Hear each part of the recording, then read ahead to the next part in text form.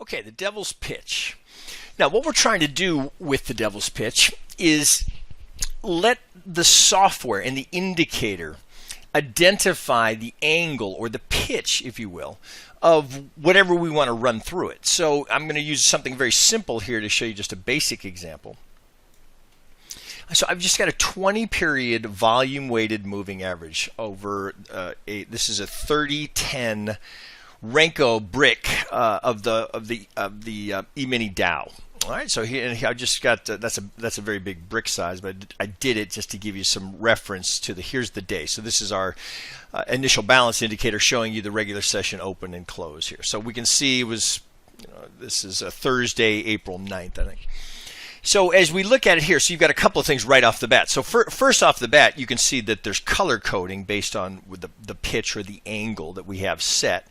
Now within this, so here's a couple of easy examples. So let me get our toolbar over here so I can just draw these up. So here where we have the volume weighted moving average is moving sideways. So I have this particularly with a Renko bar, this is the kind of thing you want to stay out of. So if I relate that to where we are down here, note that we are stuck within here are my boundaries here. In this case I'm using 39 on either side. So we're kind of stuck here in this middle range, and we don't have any advantage here if I pull this over.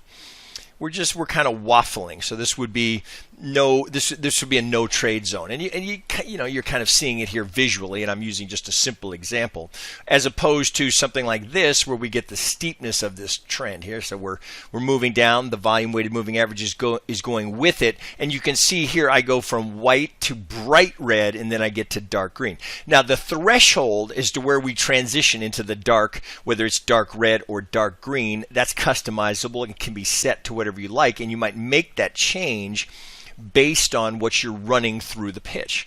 So in this case, the 20-period volume-weighted moving average, the threshold appears to be right around 39.40. So that's where I have it going into, hey, heads up, potentially, now because we don't stay here, potentially overbought. You could think of it that way, overbought, oversold, before we get a reversal here. And in this case, that's exactly what you see. So as the angle here, the angle of the indicator is coming down. So, well, of course, I see the color coding saying, hey, this is sell side only here. I don't want to be looking for any sort of a retracement buy side here. And so I go from, notice that you can't get to red from green without going through white. White is your transition before you go up. You can't get to green from red without going through white. So as we come down here and we get pinned, then we start to transition. Now we go up to white. Well, here, let me get this off so you can see it. Because what's happening in this case, the moving average, it's now going sideways as we go into white, and it's not until the pitch of the moving average starts to increase that I now go into bright green here. Well, you can see as we go bright green, and then we go into dark green before I get into this chop here. But this is telling you through that, right, as I look, I don't know if I can do it this way here for that color coding, buy side only here. I don't want to be looking at sell side through that until we start to transition now down. So that's a fairly straightforward. So kind of the same idea here. If I isolate this section here, right, sell side only. Even though we have a couple of, well, here via the Renko bars, you get a couple of pops up here. So look here as we go white, as the moving average here is moving sideways, it starts to accelerate down again, and then we go back into red, and it's not until we get here we get this little retracement. Let me get this off of here. Now we get this little push up here, just a little bit, because all it needs is for the angle of the moving average to increase. Now we don't get over 40, we don't get enough here, right? We do get above the weighted average, but then it turns down, and this is what we're trying to get. Now, so that's a simple application, running it through a moving average. But again, you can run it, you can use anything that you'd like through it. Now let me show you one that we use often for the very reasons here that I'm going to show you. So let me bring up an OBV. So let me just go to, and I'm just going to use the standard OBV that's in Ninja. So let's just put the OBV on. Okay, now let's push this up here now. So this is a good example. So note here, I've got these areas where, let me get my toolbar back, where I've got we're going straight up here. Oops, come here. We're going straight up. Now we're going sideways. Now I got a big angle here. So I want the software. I don't have to do it by eye.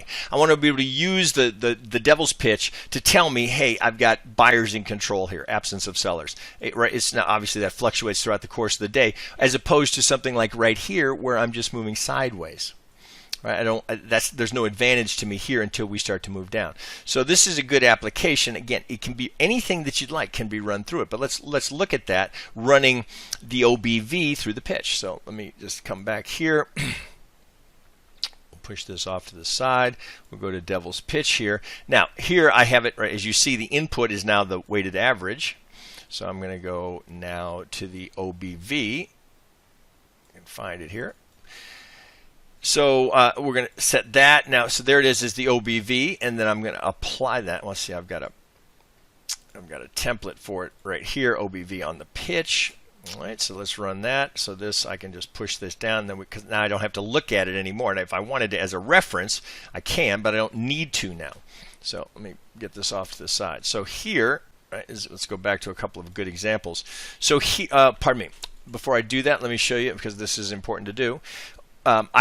As I've made the change, because I have this as a preset template, notice that now the threshold is at 59 and minus 59. Through our testing here and looking at it, and you can kind of eyeball this, we can see that with the OBV at 60 is where we want to hit threshold. So you'll see the upper and lower thresholds are just short. I want it to go to dark red or dark green just prior to getting to 60. So 59 and minus 59 is the way we have it set.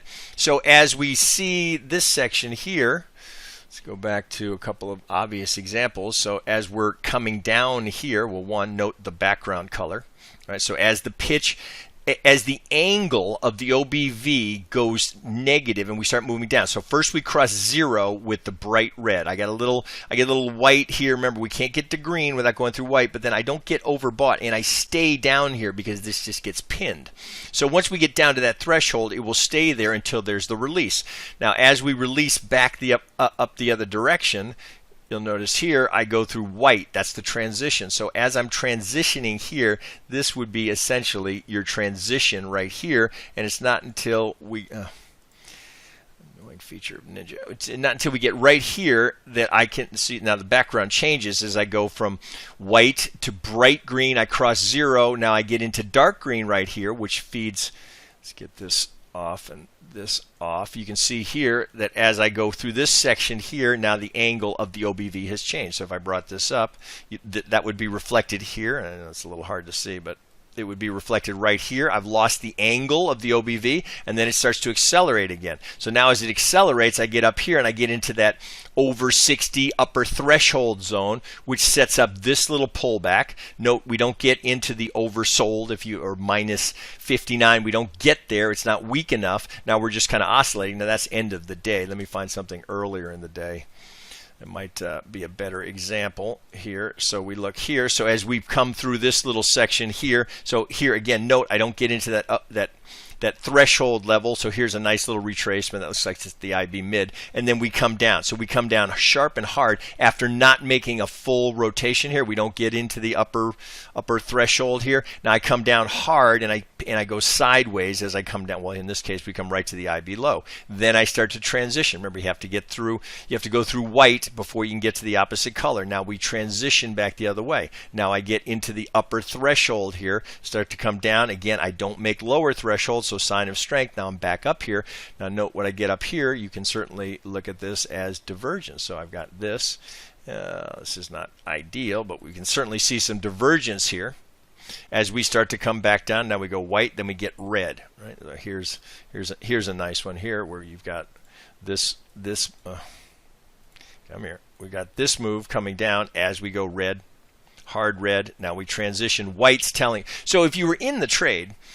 And so I mean, you've got a decent trade there. So there's that's 6. Oh, this is a giant Renko bar, but that's $635 right there per YM mini contract coming down. So you don't want to assume that you're going to get the absolute pivot turn, although I mean, there will be times when you will. As it starts to go white and come back above the minus 59, perhaps that's your tell that it's time to get out of that trade. So you're not going to get from the swing high to the swing low, but it's going to alert you that perhaps time to get out of that trade. So maybe here, and then you can just see as we cross that moving average. Again, that's a question of whether or not that'd be part of your analysis. But then note here, as we go sideways here, I've just got chop.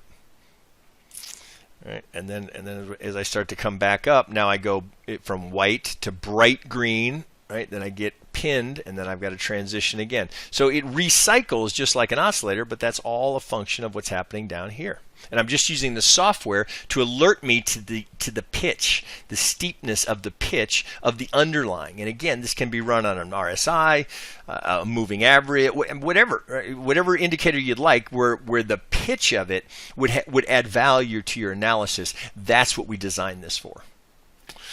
Right, there you go. That's pretty, I think that give you at least the examples of how you can use it and use it in conjunction. Perhaps you've got something else. So in this case, we'll often use maybe a traditional momentum oscillator here, or an RSI, or some of our custom tools, and then I want some volume to be incorporated into my analysis. So this is a way to use the pitch and the OBV without trying to stare at the OBV going, well, is that steep enough? Is that sideways? What's that? Do you see what we're trying to do? Let the software do it for you.